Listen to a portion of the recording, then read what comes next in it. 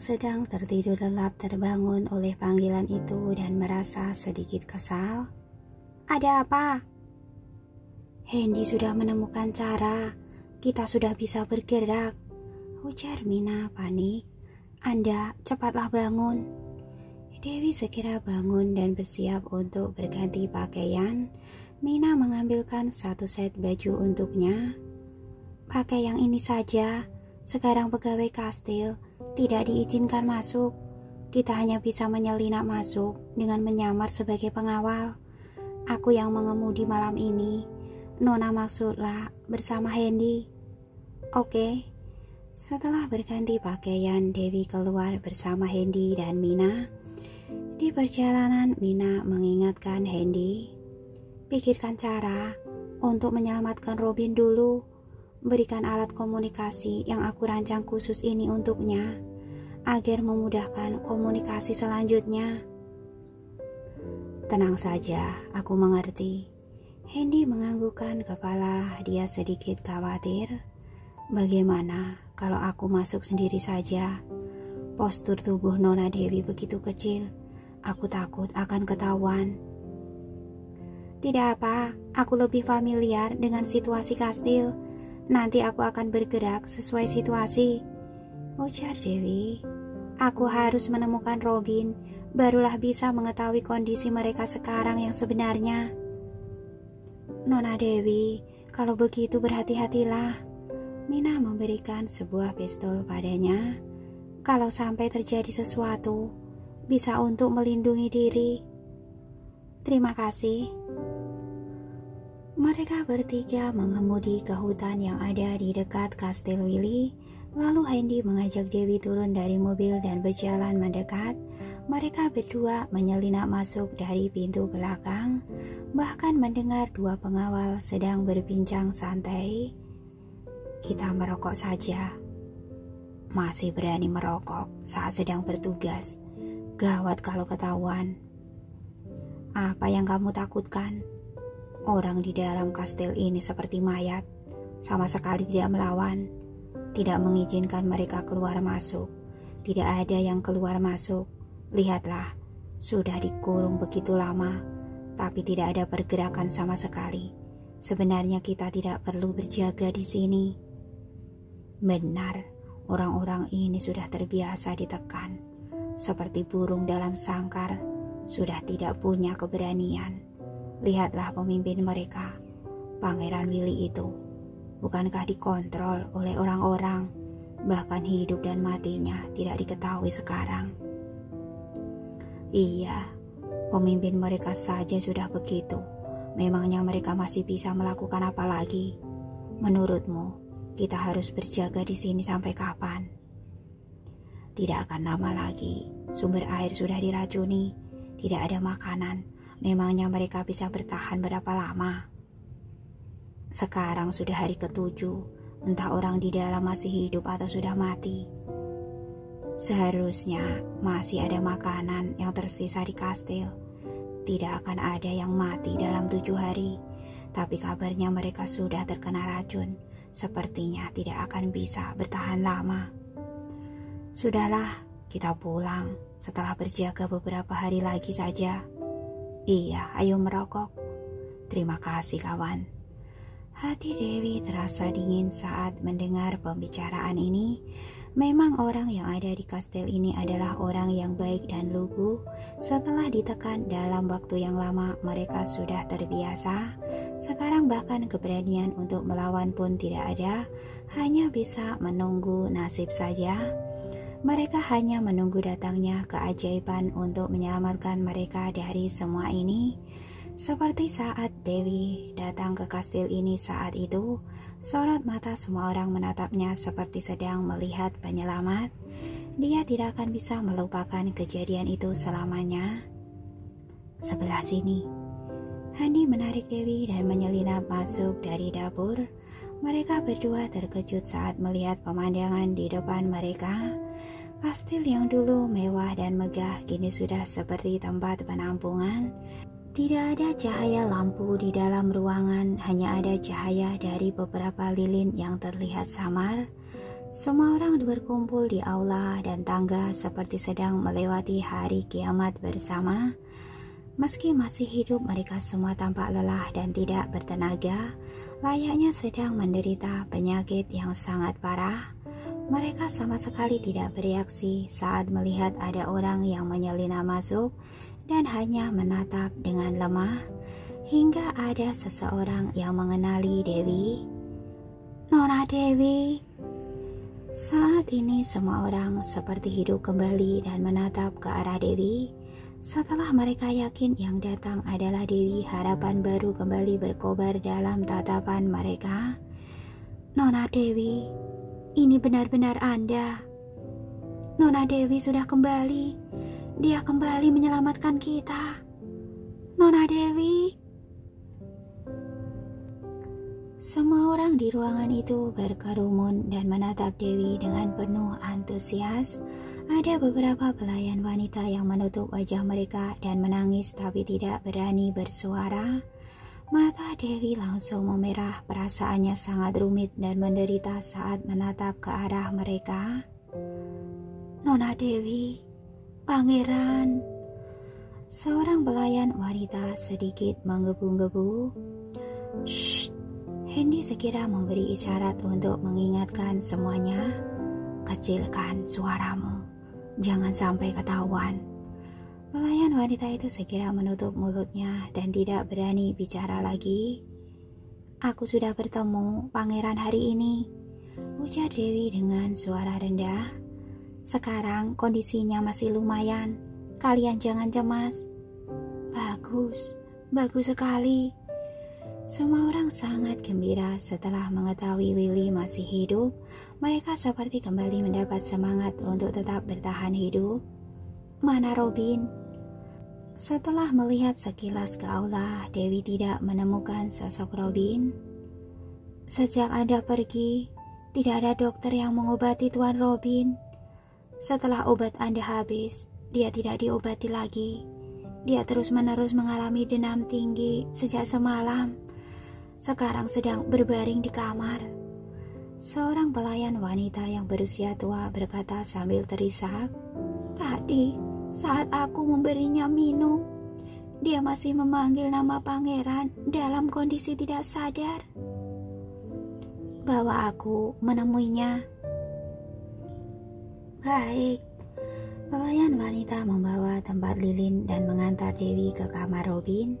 Tampak suasana menyedihkan di sepanjang perjalanan ini.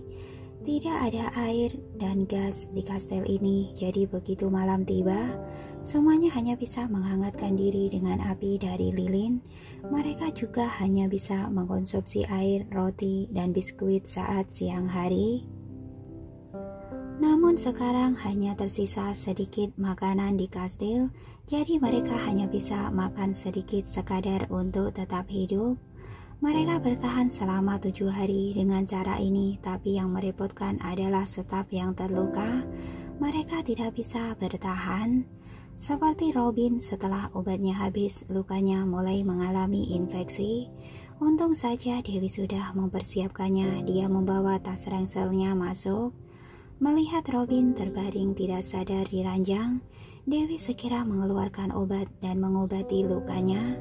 Hendy juga membagikan makanan dan air dari tasnya untuk semuanya dan mengingatkan dengan suara kecil, "Karena takut ketahuan orang lain, untuk sementara waktu hanya bisa membawa sebanyak ini. Kalian makan bersama saja. Kita akan memikirkan cara lagi." Terima kasih." Semuanya sangat berterima kasih. Mereka tidak hanya membawa makanan dan obat, tapi juga harapan untuk tetap hidup. Dewi menyuruh orang mencari handuk basah untuk mengobras Robin, lalu mulai melakukan akupuntur, kemudian membagikan obat yang ada di dalam tasnya pada semuanya. Sekarang jumlah obat yang dia bawa tidak banyak, hanya bisa menyeimbangkan kondisi racun di tubuh mereka semua.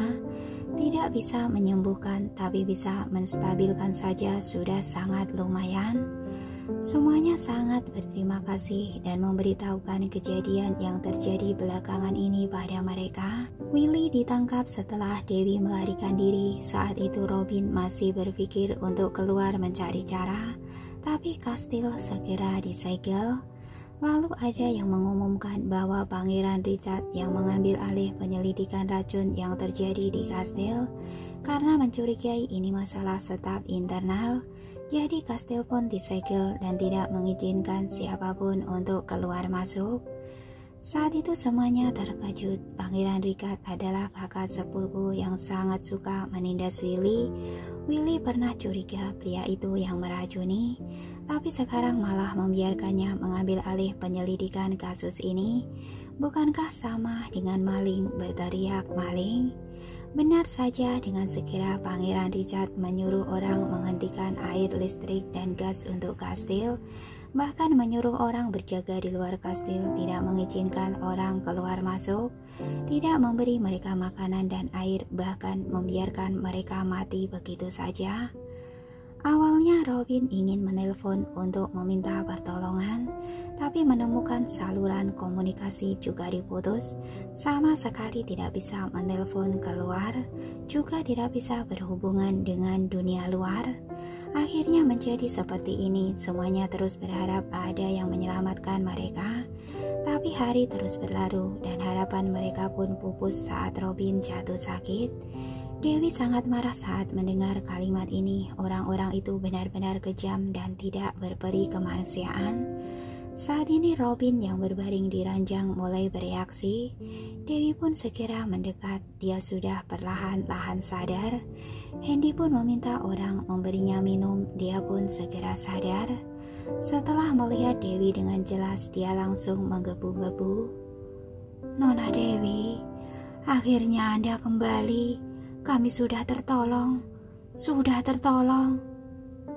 Robin, kamu tenang dulu. Minum obat dulu." Dewi memberinya minum obat, lalu memberinya minum banyak air. Segera kondisi mental Robin pun membaik. Dia menoleh ke arah samping seolah sedang mencari sesuatu. "Anda sedang cari apa?" tanya Hendy padanya. "Kamu." "Dia rekan Mina," Dewi menjelaskan. "Oh, Hendy, hampir tidak mengenalimu." Robin tersenyum lalu segera bertanya pada Dewi. "Nona Dewi, pengawal Tuan El tidak mengantar Anda ke sini." Robin mengira seharusnya Dewi kembali ke Denmark bersama Lorenzo. Meski status Lorenzo yang tinggi dan tidak bersedia datang ke sini, setidaknya anak buahnya yang akan datang.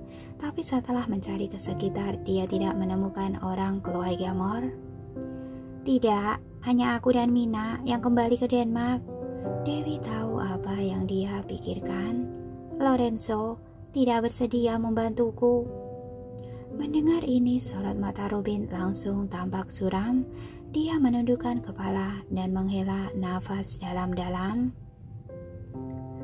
Hendy tahu pembicaraan selanjutnya akan makin serius, maka meminta orang lainnya keluar, lalu dia berjaga di luar dengan tenang. Dewi menghibur Robin. "Tidak apa-apa, dia tidak datang, tapi ada aku. Aku akan berusaha sekuat tenaga untuk menyelamatkan kalian." "Nona Dewi, aku tahu Anda setia kawan, tapi Anda tidak akan mampu menanggung masalah ini," ujar Robin sedih. "Awalnya, Pangeran mengambil risiko yang begitu besar untuk memulangkan Anda karena berharap Anda bisa mendapatkan pertolongan. Tapi Anda kembali seorang diri, tidak hanya menyia-nyiakan kesempatan yang baik itu, bahkan membuat diri Anda masuk ke dalam masalah." "Tidak ada cara lain, aku tidak bisa meyakinkannya." Dewi juga sangat tidak berdaya. "Kita diskusi dulu selanjutnya harus melakukan apa. Aku sudah bertemu Willy hari ini." "Anda sudah bertemu Pangeran?" Robin sangat bersemangat. "Bagaimana Pangeran sekarang?" "Kondisi tubuhnya sangat buruk. tapi sudah diobati dan diakupuntur hari ini. Untuk sementara masih bisa bertahan beberapa hari, ujar Dewi. Awalnya aku datang untuk menyelamatkannya, tapi dia tidak mau pergi dan memintaku mencarimu. Dia bilang, kamu tahu harus melakukan apa selanjutnya. Mendengar perkataan ini, Robin tidak menjadi lega seperti bayangannya, malah makin serius. Setelah beberapa waktu, dia pun menghela nafas dan berkata, benarkah sekarang sudah tidak ada cara lain lagi? Kalau tidak, Dewi balik bertanya. Robin berkata dengan suara dalam, sepertinya hanya bisa bertaruh saja. Keesokan harinya, semua media internasional terkenal mempublikasikan sebuah berita yang mengejutkan. Kastil Willy di Denmark telah disegel, bahkan memutuskan air, listrik, dan gas. Di dalamnya ada 84 orang yang tidak diizinkan untuk keluar maupun masuk, juga tidak diberikan makanan apapun. Sekarang semua orang di dalam kastil itu berada dalam situasi kritis. Bahkan ada foto kondisi menyedihkan kastil itu saat ini.